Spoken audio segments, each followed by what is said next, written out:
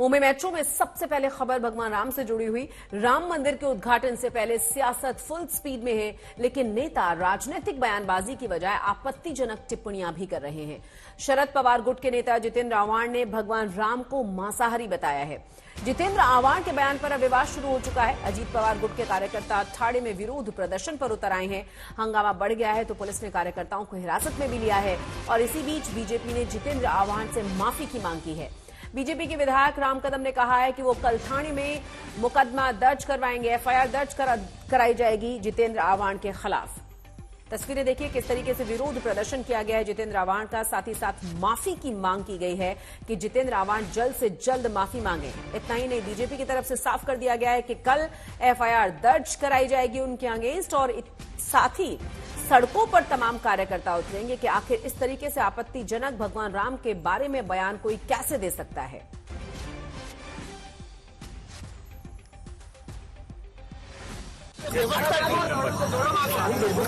तब राइस नहीं था, हिंदी शुरू है, हिंदी खाते क्या थे राजा राम, और राम क्षत्रिय था तो क्षत्रिय का खाना ही मांसाहारी होता है। लेकिन आप कह रहे हैं इसको क्या कंट्रोवर्सी कहीं ना कहीं होती है, आपको नजर नहीं आ रही? क्योंकि क्या कंट्रोवर्सी, क्या कंट्रोवर्सी, कंट्रोवर्सी क्या? राम का खाना क्या था? कोई बता देवे कि राम मेथी की भाजी खाता था। आप अपने कहने पे कायम है बिल्कुल, इसको कभी कायम है। ये भारत को शाकाहारी बनाना चाहते हैं क्या? इस देश के 80% लोग आज भी मांसाहारी है, वो राम भक्त ही है ना।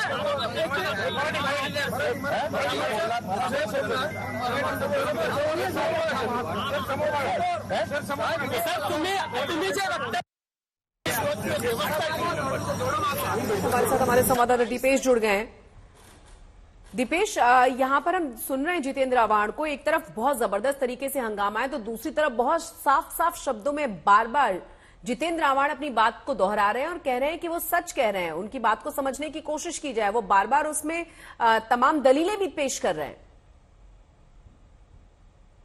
जी हाँ, बिल्कुल। जितेंद्र आव्हाड ऐसे नेता हैं जो हमेशा अपने बयानों को लेकर चर्चा में रहते हैं और फिर एक बार इसी तरह का एक बयान उन्होंने दिया है, लेकिन इस बार ऐसे समय पर दिया है कि पूरा देश राम मंदिर उद्घाटन को लेकर उत्साही है और ऐसे समय में उनका ये बयान आया है।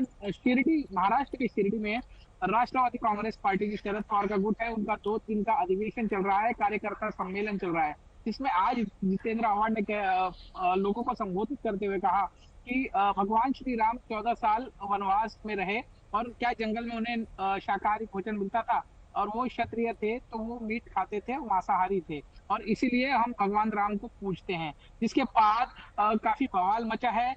जितेंद्र आव्हाड जहां से नेता है, थाने, महाराष्ट्र के थाने से, वहां पर अजीत पवार गुट के कार्यकर्ताओं ने। दीपेश बने रहे आप हमारे साथ। इसके बाद बीजेपी ने किस तरीके से अपना विरोध दर्ज कराया है, बीजेपी की तरफ से क्या कहा गया है, सुनिए। बहुजनांचा आहे राम, शिकार करून खाणारा राम तो आमचा आहे, आमच्या बहुजनांचा। तुम्ही जिथे आम्हाला सगळे शाकाहारी बनवायला जातात की आम्ही रामाचा आदर्श पाळतो आणि आम्ही मटण खातो। हा रामाचा आदर्श, राम हा शाकाहारी नव्हता, तो मांसाहारी होता।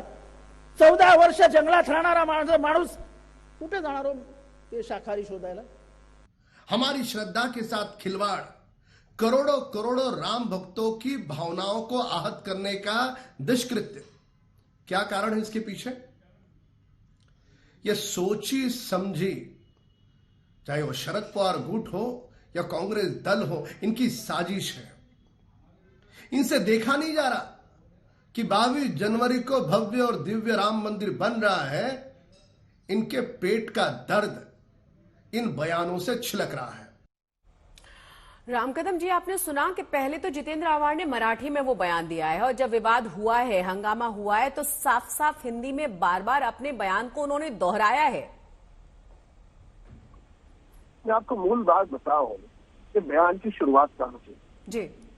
जब आज सुबह प्रातः मैंने खत लिखकर महाराष्ट्र के मुख्यमंत्री से मांग की कि 22 जनवरी एक ऐसा दिन है जिस दिन 450 वर्षों के संघर्षों के बाद कई सारी हमने दिवाली मनाई, पर 22 जनवरी की दिवाली ऐसी दिवाली है कि वह दिवाली करोड़ों करोड़ों राम भक्तों को हर्ष देने वाली है, आनंद देने वाली है, उनकी श्रद्धा को, आस्था को एक परम स्थान देने वाली दिवाली है जी। तो इसमें उस दिन शराब की बंदी की जाए, उस दिन मांसाहार बंद किया जाए, ऐसी मांग एक राम भक्तों की ओर से मैंने महाराष्ट्र के मुख्यमंत्री से निवेदन किया और उनसे कहा कि आप केंद्र सरकार से भी कहे कि केंद्र सरकार भी समूचे देश में एक दिन के लिए दारूबंदी और मांसाहार बंद करे जी। अब श्रीमान अवार्ड जो है, इनके पिछले सारे आप बयान निकालिए, ये सारे के सारे इनके बयान जब से ये राजनीति में है हिंदू विरोधी है। क्या कारण? ये जिस चुनावी क्षेत्र का नेतृत्व करते हैं वहां पर किसी एक धर्म के लोगों के, संप्रदाय के लोगों को ये खुश करने का प्रयास करते हैं।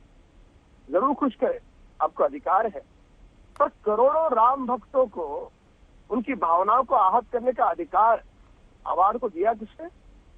लेकिन रामकदम जी, सवाल यह है कि इतने हंगामे के बाद हमने देखा है, हंगामे की तस्वीरें भी दिखाई हैं, वो अपने बयान पर अडिग हैं। अब आगे आप लोगों की क्या प्लानिंग है? क्योंकि माफी की मांग आपकी तरफ से जरूर की जा रही है, लेकिन बार बार वो अपनी बात को दोहरा रहे हैं और साफ साफ कह रहे हैं कि वो गलत नहीं कह रहे। क्या वो त्रेता, भगवान राम त्रेता युग में आए? क्या अवार्ड त्रेता युग में जाकर के झांक करके आए हैं? क्या कभी उन्होंने रामचरितमानस पढ़ा है? क्या उन्होंने कभी रामायण का अध्ययन किया है? किस आधार पर बोल रहे हैं? यदि वनवास की बात हो रही है तो वनवास में ही कंदमूल पाए जाते हैं, वनवास में ही फल फ्रूट पाए जाते हैं, वनवास में ही सब्जियां पाई जाती है। क्या इस साधारण बात को वे नहीं समझते? आगे क्या करेंगे बीजेपी? समझते हैं, वे भली भांति समझते हैं और जानबूझकर हिंदुओं को अपमानित करना, उनको पीड़ित प्रताड़ित करना और एक विशेष संप्रदाय को उनका अपीजमेंट करना, ये उनकी साजिश है। और इसके लिए कल प्रातः 9:30 बजे मैं स्वयं घाटकोपर के चिरागनगर पुलिस थाने में जाऊंगा। उनके खिलाफ हम सभी राम भक्त एफआईआर दर्ज कराएंगे। ये उनकी बेहुदी अभद्रवाणी जो है, ये करोड़ों करोड़ों राम भक्तों को आहत करने वाली वाली है। बहुत बहुत शुक्रिया हमसे बात करने के लिए रामकदम जी। बीजेपी के नेता वो पहले ही बहुत साफ शब्दों में कह चुके हैं कि एफआईआर दर्ज कराई जाएगी और अभी भी उन्होंने वही कहा है कि ये कोई पहला बयान नहीं है। बार बार वो इसी तरीके से भावनाओं को आहत करते रहे हैं और इस बार जो भगवान राम पर उन्होंने बयान दिया है वो किसी भी तरीके से एक्सेप्ट नहीं किया जाएगा। हंगामा पहले ही शुरू हो चुका है और कल उनके अगेंस्ट एफआईआर दर्ज कराने की बीजेपी बात कर रही है। भगवान राम पर जितेंद्र आव्हाड के विवादित बयान पर सियासी घमासान आपने देखा।